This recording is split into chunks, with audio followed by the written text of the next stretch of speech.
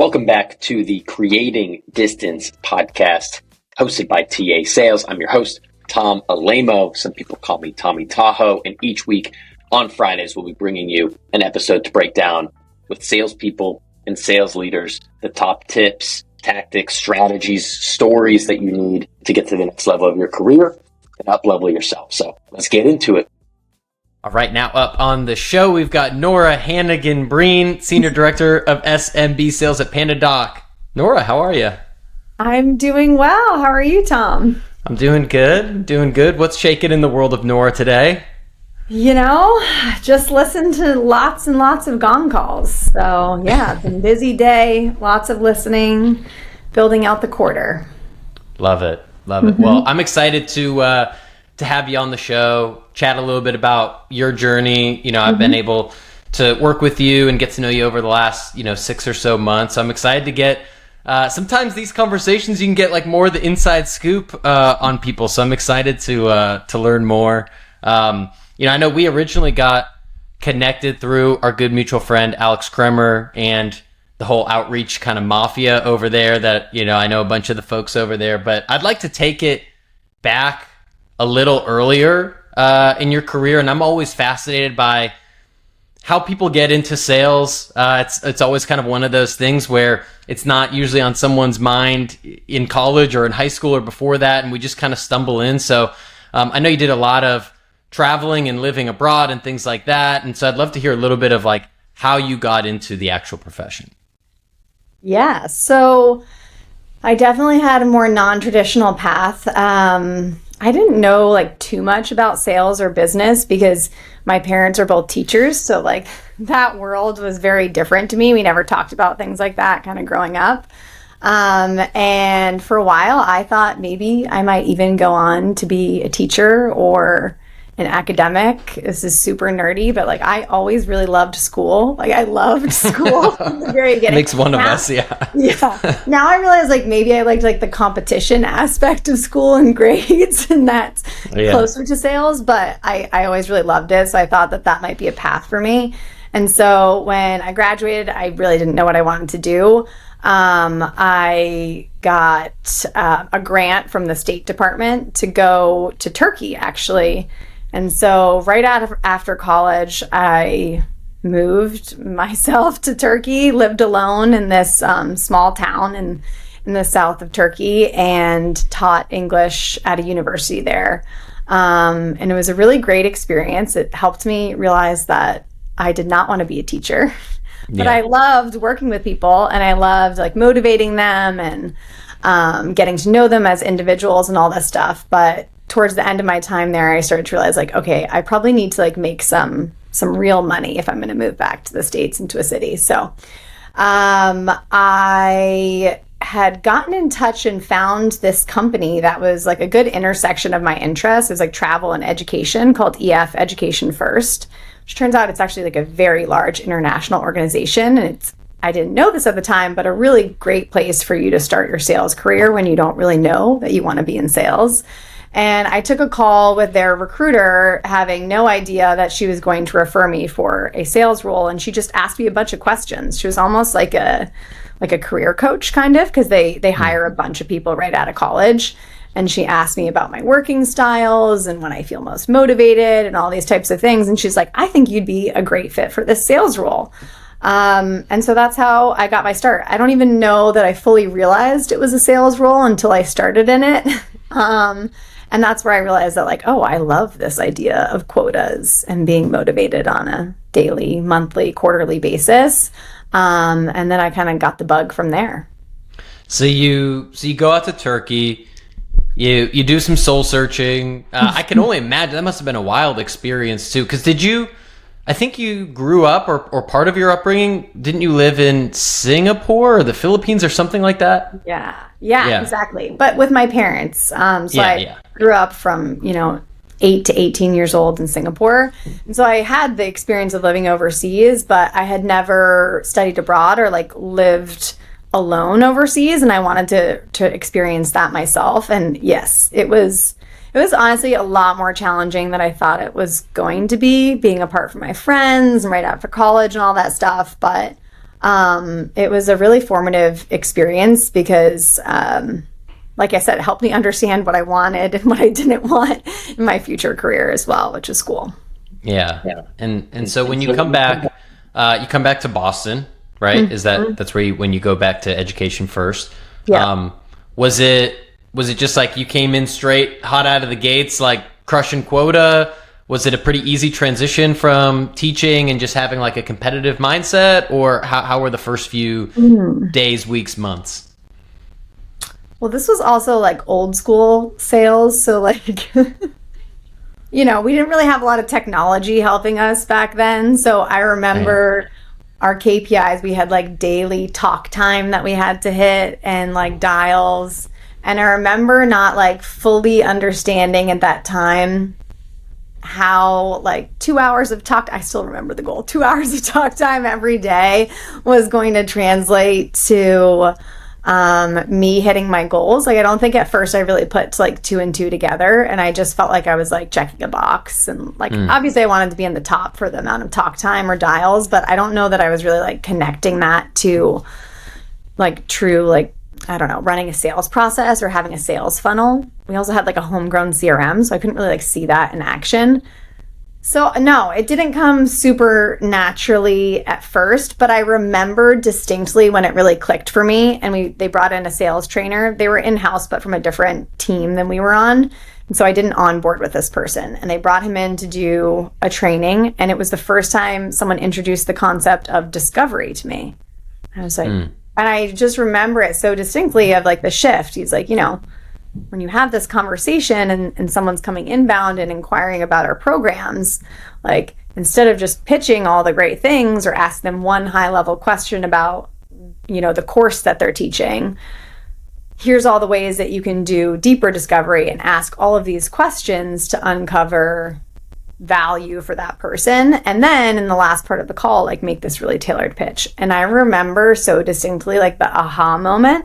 And that's also when sales became much more interesting for me, because it wasn't just then about like just getting talk time and being on the top of a call leaderboard. And it was more of like almost like an intellectual exercise of like going through the process of uncovering someone's needs, wants, goals, etc. And then using all that information and research in a way that you've done to like make this really tailored pitch. So that was really a turning point for me. I remember that training so distinctly.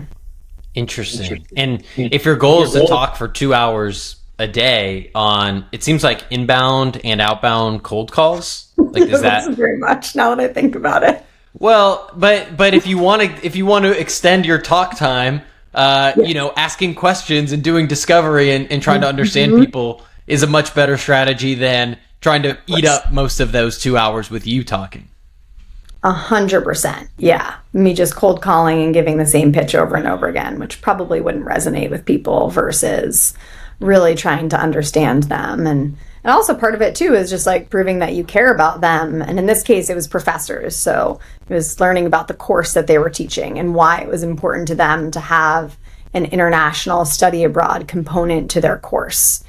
And how could it complement what they were already teaching to students and things like that. So it became, it made the job so much more interesting when I finally figured that out.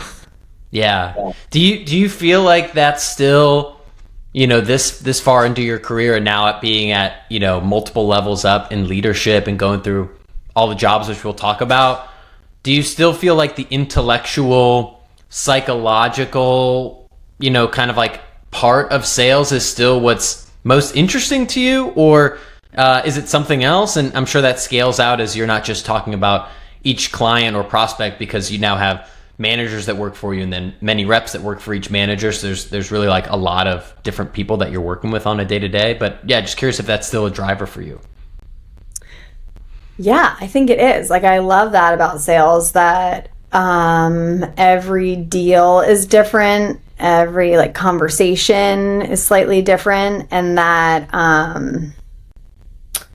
you're constantly looking to problem solve, whether it's like directly with a customer to help solve their pain, or when you get higher level, maybe you're not on with customers all the time, but you're still helping managers solve the problem of like, why are their reps not performing? Or, collaborating with marketing to understand why something is or is not resonating. I think it's like this idea of like problem solving that I find super interesting. And I do think it's like really unique to sales that like every day is going to be totally different because you're talking to different people with slightly different problems. And there's something new that you can bring to the table each time. Yeah. And as you go up the ladder of sales from BDR to AE to enterprise or to frontline leader to second line leader, the problems just get bigger and harder, but maybe also more interesting to solve at the same time. Like you're going from algebra 1 to like advanced calculus or something like that, and it just kind of like triggers something in the brain of like, wow, this is really hard and kind of frustrating, but like I'm going to solve this puzzle of whatever it is. Yes, that is for sure true.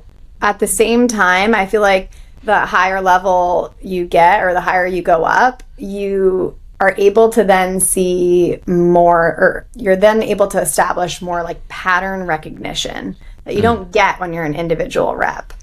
And like I always say, like every time I've moved up in my career in the new role, it has given me insight and perspective that I'm like, wow, if I took this back and became an IC again, I would be 10 times better at my job. Because all of a sudden you get to see at scale, even though like every problem is slightly different in every conversation, like you do have the same patterns over and over. And so then you get to start to see that and learn from that. And then that's something that you can share with, maybe yourself. And like, yeah, I always say like every single time I move up, I'm like, wow, I would have been a way better manager had I known what I know now. Or I would have been a way better prospector had I known what I know now when I became a BDR manager. Every single time I feel like I learned something new because, yeah, you get a better perspective on what's happening, not just for yourself as an individual, but like across many individuals or many teams or across the business as a whole. So if you're someone who likes like analysis, that's like really interesting because you start to see these patterns over time. And then it helps you get better at whatever it is you're trying to solve. Yeah. Do you think there's a way to shortcut that if there's someone listening that's, say, a BDR and they wish they had the knowledge that an AE had so that they could get better? Or do you think it's just you've got to put in like the sets and reps and that's just kind of how the natural progression goes? We were talking about this earlier, but now I think there is a shortcut. Like I think if you get really good at leveraging Gong and analyzing not just your own forecast and pipeline, but maybe like looking at your team or looking at conversations and calls from other individuals who do a really good job of a certain deal type, like that's really like the way to hack it, I think, is like you can start to understand patterns by listening to other people. And like before, we didn't really have the ability to do that. Besides like maybe like we were physically in an office when I was a rep, at least you could like listen to the person next to you. But I think that's a really helpful way to start to get that insight. And then also I feel like there's just like so much more access to training and information now than even just like 10 or 15 years ago in terms of like your courses, or like you could even just through LinkedIn, if you do a good job of like really following like quality content creators and like saving those. And then like I refer back to them all the time in LinkedIn. Yeah. I will pull up every time I'm like, I don't know what content I should use for my segment meeting this week. I'll pull up LinkedIn and I go to the saved posts and I'll just scroll through them. And it's such a great reminder. I'm like, oh yeah, that is a really good tip. Like I'm going to use that as the jumping off point today. And so I do think that makes it a lot easier these days than even just like 10 years ago when I was an IC, in terms of like, yeah, being able to hack some of those patterns and getting better. Yeah, that's great advice. So I want to bring us back into your storyline here, because you had one thing that's interesting about your career is that, to me at least, is that as someone who's a sales nerd, someone that worked at HubSpot and then Outreach back to back for I forget how many, 5 to 7 year timeline of your career, is like there's not too many better like 1-2 punches as far as I know in terms of like sales process, sales training, more of like the science part of sales to, HubSpot obviously, like a lot of training from Mark Roberge, who's a legend. And then at Outreach, another Mark Costaglo and others. there and a lot of people that I know and respect. So I'm curious, when you stepped into HubSpot, I think you had a year or two of sales under your belt. You're doing a lot of this talk time, and you go in there. What was that experience like? Was it what I'm making it up to be, or was it am I like fabricating how detailed and great the training was? No, the training was incredibly robust. They had this incredible program where in the first month you did product training, really intensive product training, because you had SEs, but like a lot of it you had to do on your own in terms of demoing. Like you had for larger deals maybe, but this is still very much like true mid-market small business, right? So you had like this intensive product training, classroom setting. Again, I love a classroom setting, yeah. So that was great for me. You had to take a test at the end, which I loved. Nice. But it was really cutthroat too. So it was like, if you didn't pass this test, then you were like immediately on probation. And then the other part of it was you had this project where you had to present. You had to, throughout the course of this month-long product training, you were also... you like started your own kind of like fake, some people already had businesses, but fake business, and you had to market it using the HubSpot product. You had to use all of your own like tools that you needed to understand. So you had to create SEO keywords. It was like a throwback, obviously. Yeah. But in order to do that, you needed to understand a certain SEO strategy, and they made you had to have a required number of views on your website. So like it had to actually work too. It was very much like this hands-on application. And then at the end, you had to present to a group full of people, of like your manager, director, usually like a VP from one of the departments would come in. And you had to present on what you were able to market for this business that you created, and like really showcase what you learned. And it's also kind of like a mini demo. And yeah, it was super cutthroat. I mean, I then went on to sit in on a ton of these presentations, and there were certainly plenty of people that did not make it out of the first month. But as a result, like you felt super confident in the product and in yourself, because you're like, if I made it through this really tough training, then I feel confident in getting on the phones with people. And so, yeah, it was like a month-long investment where like you're not on the phones or you're not getting leads or anything at all. So this is a big investment on the part of the company, but I do think it's still the foundation of how they're able to really ramp reps up super quickly and get them to be successful.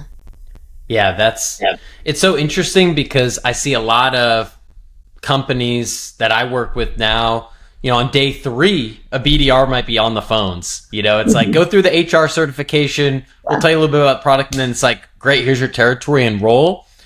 And there's something to like being thrown into the fire, but the slow, thought out, methodical process and kind of the, maybe not cutthroat, but kind of intense nature of it, I feel like really is a great ground for building people up. And then, if you make it through that, like you can talk about that and what you did with every prospect out there, because you can truly say, I've gone through what you're trying to figure out if your ideal person is a small business owner.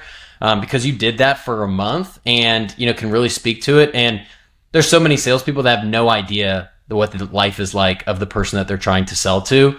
And it comes through very easily. And so, yeah, I love that that's part of the protocol. And I wish every company was able to do that. Maybe not every company has the luxury of being able to do that for a month and all the detail and planning and resourcing that it takes to do that. But yeah, it sounds epic. It's like people seem to really love working there. Yeah, it's an awesome place to work. They really invest in their people. And there's so many growth opportunities too. We've actually structured some of our promotion path based on how they've done it, which is like very cut and dry as a sales rep. If you hit your number a certain number of times and hit a certain revenue goal, like you will promote to the next level. And I've got multiple levels within a band of small business. And then if you promote enough times, then you interview and go to the next segment. And I like that it's like very much a meritocracy.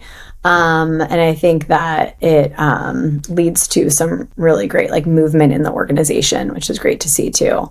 But like back to the training piece of what you said, like, yes, you're right. Not everyone's going to get an entire month and be able to like spend that much time and that much structure and guidance of like getting into the product. But I do think that the best hires that I've seen at any level, manager, rep, BDR are the ones that early on, they find a way to get into the product and really like test it out and use it, to your point, as if they were that individual, and really know, a lot of the nuances to it, but also just like the value that it provides then, so that they can speak to it more on calls. And I don't think that people always spend like enough time early on investing in learning the product. Yeah. I mean, I would imagine some people in the interview process maybe even try to show proficiency in PandaDoc just because of like where you work, or maybe they did that at Outreach when they interviewed with you. Like, is that something people do sometimes, or a way to stand out? Sometimes. It'd be great if people did it more. Yeah. I think at the manager level, I see it more. People sign up for trials and they play around with it. I think a lot of people also have used it in past roles too. And so they have like a sense, but also they just have like the sales reps perspective. So they might not have like the rev ops side of things, or just one small piece. Like e-sign is obviously very straightforward, but maybe they don't understand like all of the things that we can do. So it is something that I would recommend. If you're in the sales process, like signing up for a trial and playing around with the platform is always a good idea. Yeah, for sure. And then I think at HubSpot, if my LinkedIn research is accurate, I think that's when you, at some point in every salesperson's career, you've got to, there's a decision that gets made of like, all right, am I going to lean into the individual contributor part, try to climb up the ranks, sell bigger accounts, bigger deals, or am I more drawn towards leadership? And now there seem to be more avenues too, if people are interested in getting into rev ops or other sales adjacent lanes. I feel like there's a lot more opportunity, but that didn't feel like the case when I was on the come up. It kind of felt like you're either a rep or you're a leader, or you can always maybe make a transfer, but people tend to like be gravitated towards one. Do you remember what that decision was like for you, and when you made it, and did you ever want to go back, or what was that kind of process like for you? Yes. So it wasn't intentional until someone tapped me on the shoulder in a really small way. But I will always appreciate this. This is when we were in the office, and BDRs, AEs, everyone. And I happened to sit like right across from my VP at the time, Ryan Gallo. And my manager was right next to me. And I think that they hadn't yet hired a BDR manager. And so as a result, all of this is what it was. All the managers in my segment were taking turns, like really like coaching up the BDRs and running maybe like monthly or weekly competitions of some kind. And it turned out that it was my boss's turn, my manager, that week. And she had something else going on. She was like going on PTO or something. And so she was talking to her VP, and he was like, oh, you should have Nora do it. I know you're going to be out, but I've noticed that she likes to help people in the office. She's like very vocal, pretty high energy, whatever it might be. She's got a big presence on the floor, I guess. I don't know if that's good or bad. And so he told her, he's like, you should really have Nora do this. And I remember when my boss asked me, and I was like, oh, this is fun. Because like I always loved team sports, and I was a captain of my teams in high school and things like that. And so I'm like, I love a rah-rah moment. I love working with my BDR too. And I put like a lot of time and effort to thinking up, I don't even remember what the competition was, but it was very complex. I think I pit BDRs against their AEs and like tried to make it this like fun cold calling competition thing. Anyway, it went really well. It was super fun. We all had a blast. There's a lot of energy around it. And then after I ran that competition, like I said, there was this opening for BDR manager, and that same VP said like, hey, like you did a phenomenal job with this competition. Like, have you ever thought about applying to this open role that we have? And to be honest with you, it was not on my radar at all. Like I was not an AE for that long, and I was very much focused on like upskilling in that segment. And but as soon as he said that, and I thought about, past leadership roles I had in college and in high school with sports and things like that, I was like, I really do like this kind of stuff. I really do enjoy coaching other people. And so I ended up applying to the role, and I got it. And then that was like my first step into leadership. But it was all because he had tapped me on the shoulder essentially and said like, hey, I think you might be good at this. Yeah. And did that feel like once you got into the role, kind of a natural fit because you were captain of the team and had some of those intrinsic qualities, or were you like, oh shit, this was a mistake? Like when you get like 3 months in and, you know, when things start hitting the fan, as they always tend to in your first leadership role, what was that like transition for you? Well, it was kind of crazy because I was hired, and then the next month they hired a class of 25 plus BDRs, and there were so many of them that they couldn't have them be part of the normal onboarding. So they're like, by the way, you're going to start this new role and you're going to onboard and do an intensive onboarding for all 25 new hires all at once and double the size of the program. And it was just me and my director. So I was definitely overwhelmed. I remember feeling really, really overwhelmed and like, how do I make the biggest impact as quickly as possible with such like a large group of people?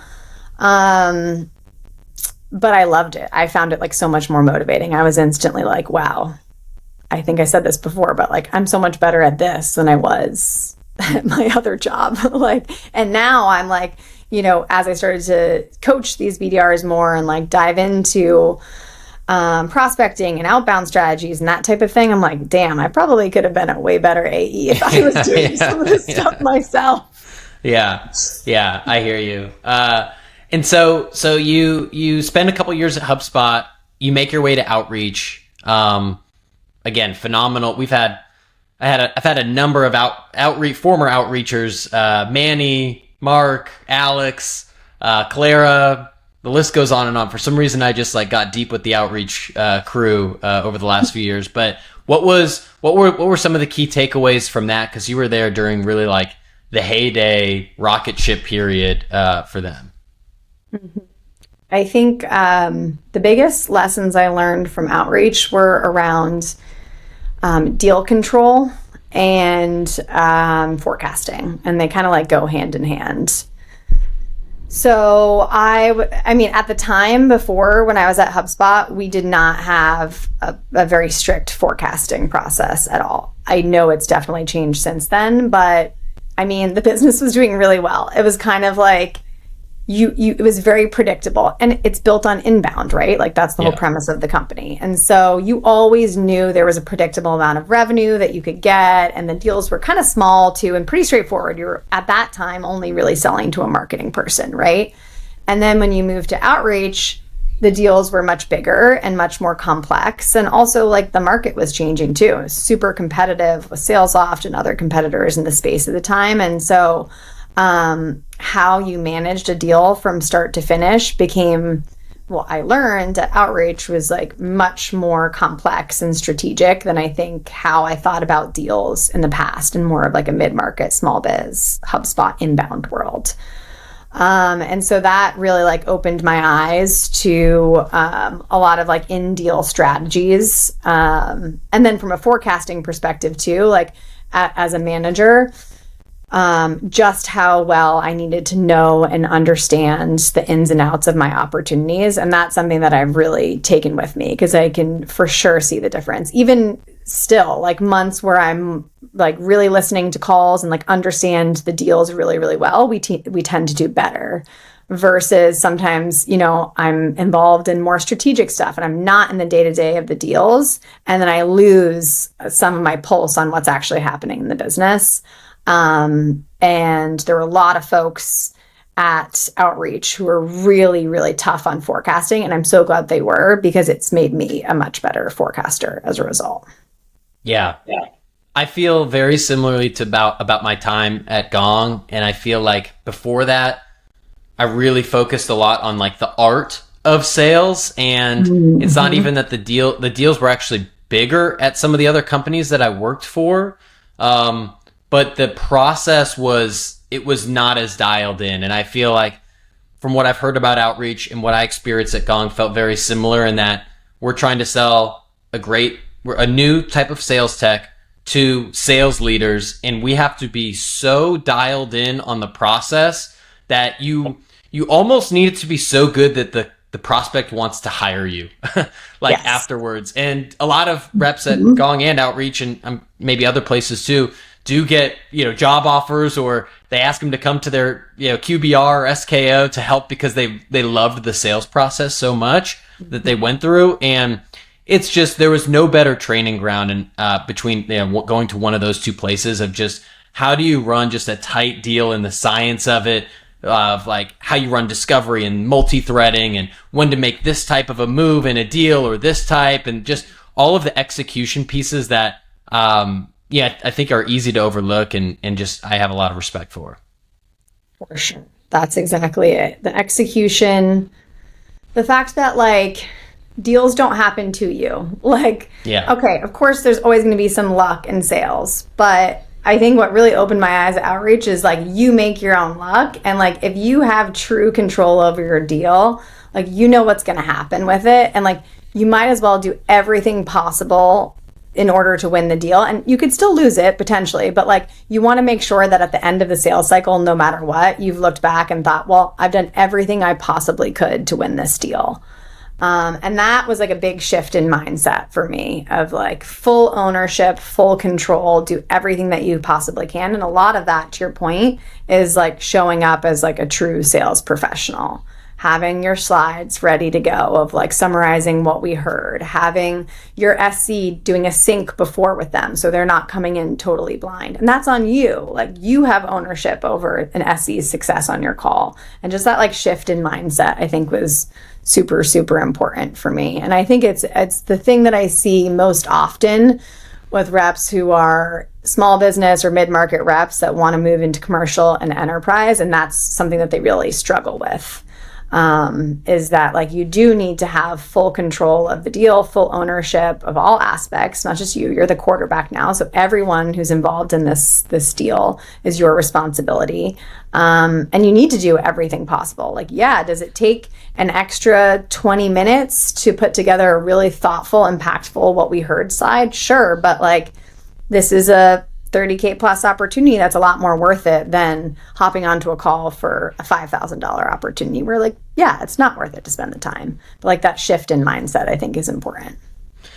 Yeah, and it's just like the small details really do matter and they all add up. And it's almost like, are you grilling or are you baking? I don't know. This is the first time I'm using this metaphor, so I don't know if I'll land the plane. But if you're baking, like it has to be very, very precise. And if you're grilling, it's like, you'll toss a little salt, a little pepper here, medium rare, medium. It's all kind of the same. But, the small difference in a baking process, seems to make a big difference. Not that I bake, but I do feel like it's all those little things that when you really nail in the sales process, a lot of products that people sell, they look so similar. They look very similar if you go on a website. They look similar in a demo. Sales reps can promise very similar things to a prospect ahead of time. And so there is, it's not just the price. It's not just who got to the deal first. There are so many small things that I think factor into someone's mind that say, I'm going to put the social capital on the line to purchase PandaDoc or whatever technology or whatever someone's selling because of how you ran the process and the trust that you built by doing the small things the right way. So true. I say that to my reps all the time. Like you have to remember, we luckily still get a lot of inbound, right? So someone took the time out of their day, like think about how often you would do this in your own work day. I don't request demos very often, right? Someone took their time to go search for a problem that they need a solution to, or an alternative to what they're currently doing, and like request to speak to you. Like that's how important this is to them, that they took the time to do that. People don't like Zoom calls. They don't want to hop on a Zoom call with someone if they don't have to. So like there's got to be another reason besides just saving a couple $1,000s that they want to get on the phone with you. And you have to make it worth their while because they took time out of their day. And the only way to make it worthwhile is to like really care about them, their business, their problem, and to uncover the value and do a really good job of like being a great sales professional and customer service person. Because you owe it to them because they took time out of their day to do this. Yeah, very well said. So I want to bring us to your current role before we do a couple rapid fires that I intentionally did not prep you for. So we keep you on the edge of your seat. So in your role now, you're senior director, SMB sales, second line leader. There's a few things that from getting to know people at PandaDoc that strike me about y'all's teams and the culture there.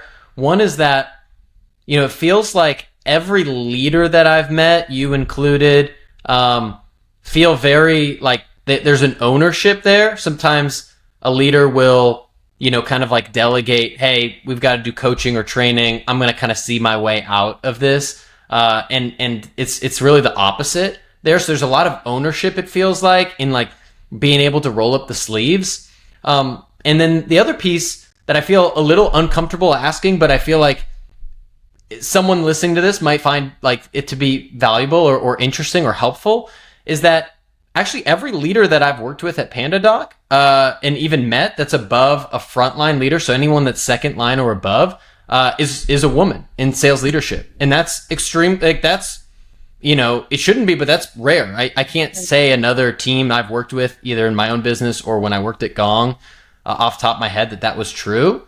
So I'm just curious, like I don't know what it was like at Outreach or HubSpot, but what that is like for you, and has that been really helpful? Has that been? Do you not even think about that? I'm just curious to learn more about that.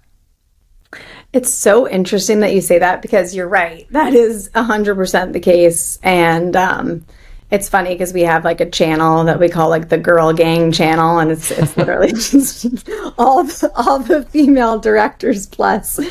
But to be honest with you, I do not think about it.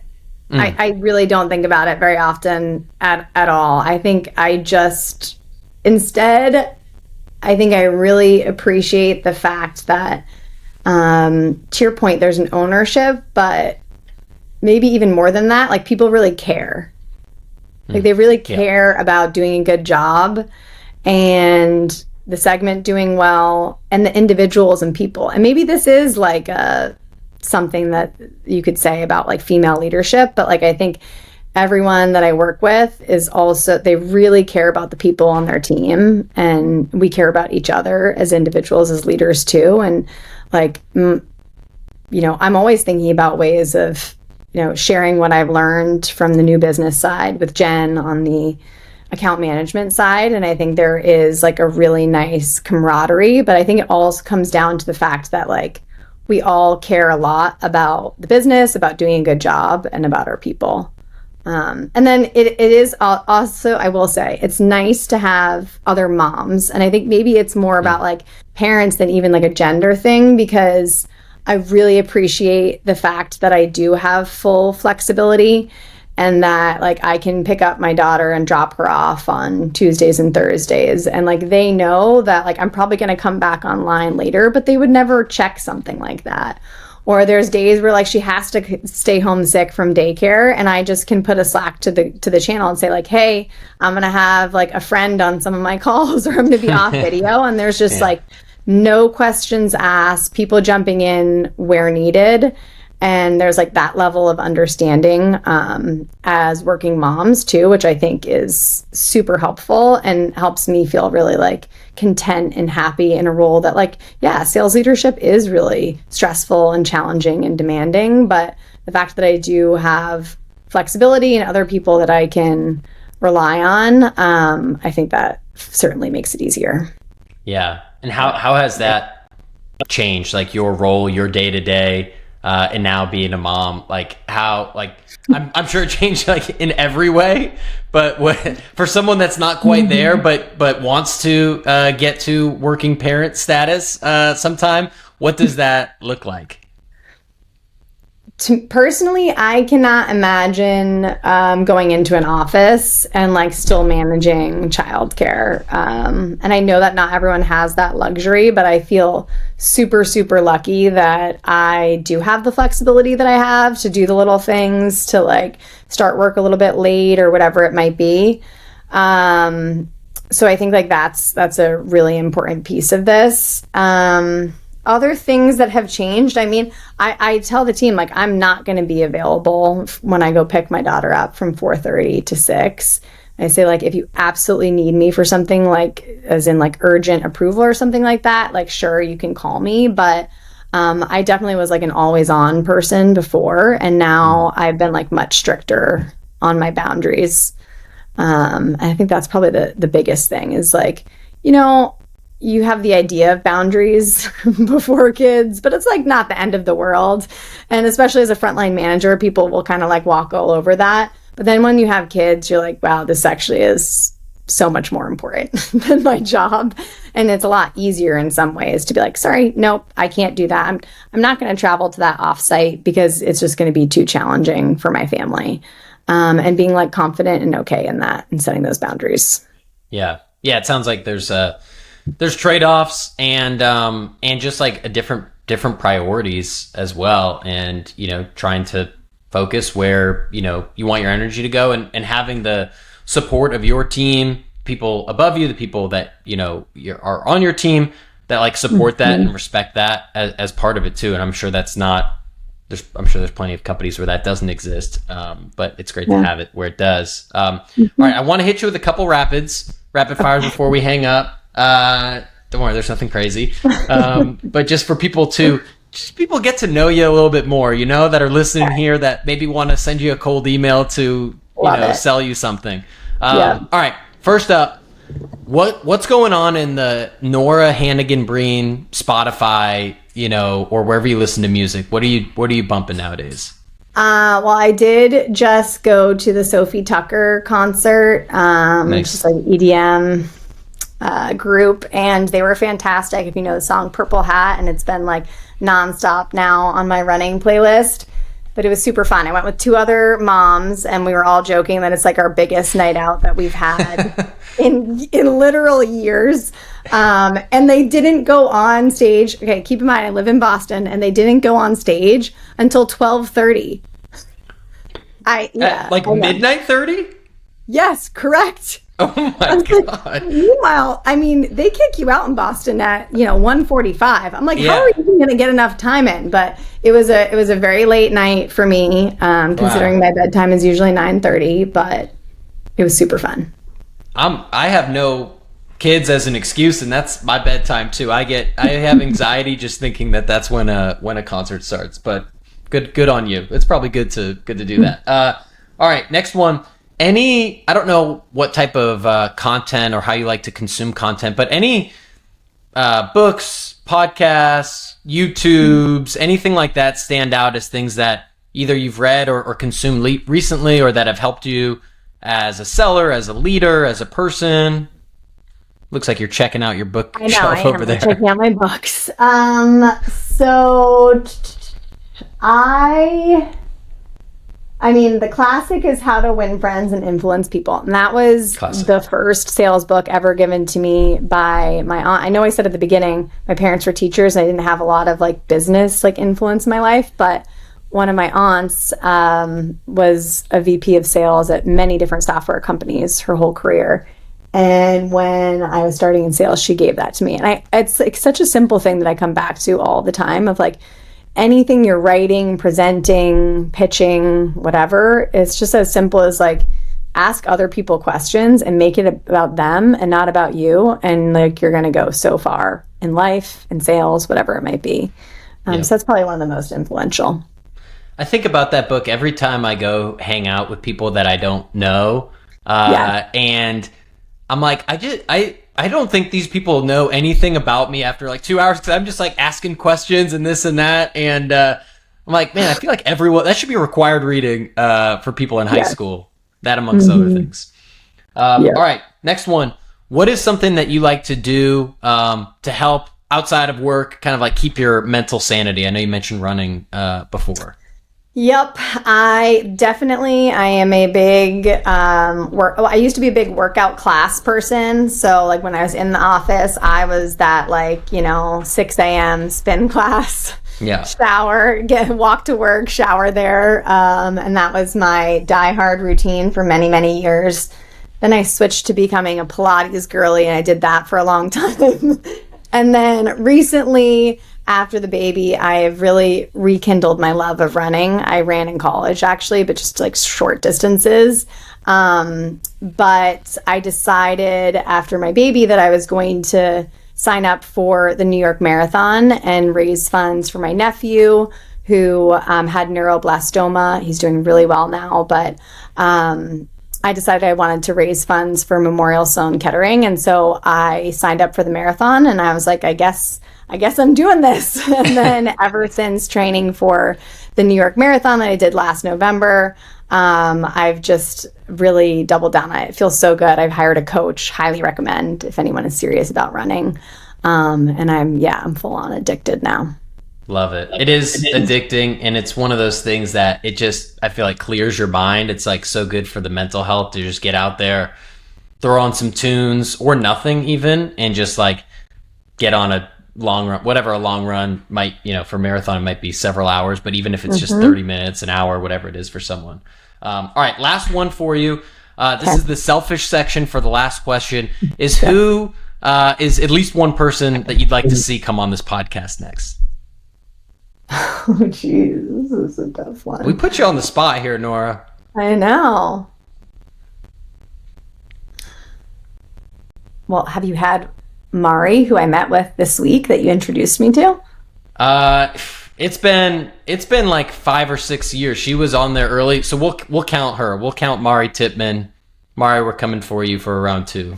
She really blew my mind about all of the AI stuff, and I knew you made that connection for a reason, but I've never felt, or not never, that's not true. I haven't felt as energized in a while about some really new, cool things to try out in our sales process from like a RevOps perspective. And I feel like it's been this like problem in the back of my mind, like the manual work that reps are still having to do on a day-to-day basis.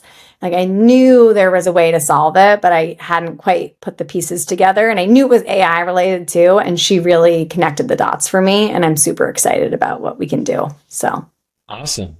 I think that would be a good episode, actually. So Mari, we're coming for you. If people are interested in learning more about AI, that episode is coming. Whether Mari has agreed to it or not, it will happen. Nora, first, just want to say thank you for coming on, for sharing your story. I've learned a lot from you, and I'm inspired by you, and just want to give you a chance for if there's any last words for people that are listening, or any other things that you want to plug about you or PandaDoc or anything else you got going on. I would say my biggest piece of advice to people would be, and I talked about this a little bit earlier, but you do have to care a lot about what you're doing. And sometimes you have to like pretend yourself, like trick yourself a little bit into caring.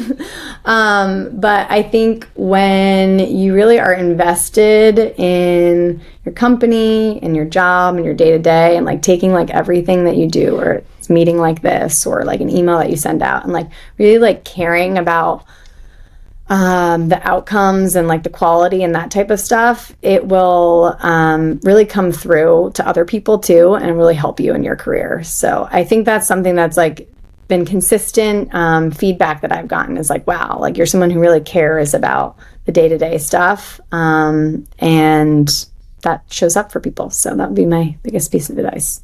How you do anything is how you do everything. Yeah, I love it. There you go. Much better said. Yeah, it's great. Nora, thank you for coming on. We appreciate it. We'll link your LinkedIn in the show notes if people want to give you a shout out. But we really appreciate you sharing your story with us. Yeah, of course. Thanks, Tom. Take care. Thank you. Thanks for checking out that episode. 2 quick things as a takeaway. Number 1, we would feel honored if you left a review wherever you're listening to this podcast, is on Spotify or Apple or YouTube, to just let us know how we're doing, what else you'd like to see. If you'd like to learn more about us, you can check us out at tasales.co. Love to hear from you there. Much love. Have a great week.